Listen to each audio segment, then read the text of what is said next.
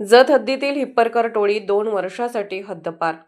सांगली जिल्ह्यातील जत पोलीस ठाण्याच्या हद्दीतील हिप्परकर टोळीला 2 वर्षासाठी हद्दपार करण्यात आले आहे.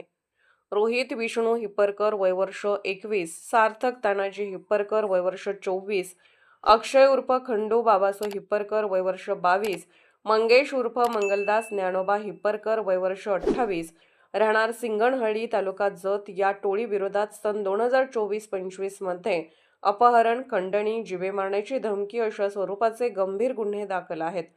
त्यामुळे या टोळीविरुद्ध जत विभागाचे प्रभारी अधिकारी यांनी जिल्हा पोलीस अधीक्षक यांच्याकडे प्रस्ताव सादर केला होता. त्या अनुषंगाने पोलीस अधीक्षक संदीप घुगे यांनी या टोळीला सांगली व सोलापूर या 2 जिल्ह्यातून 2 वर्षासाठी हद्दपार केले आहे. ही कारवाई वरिष्ठांच्या मार्गदर्शनाखाली जत उपविभागीय पोलीस अधिकारी सचिन थोरबोले, LCB सांगलीचे पोलीस निरीक्षक संजीव झाडे, जत पोलीस ठाण्याचे पोलीस निरीक्षक संदीप कोळेकर व पथकाने केली आहे. महाराष्ट्र वेद न्यूजसाठी गुंडाझुरे, ढालगाव.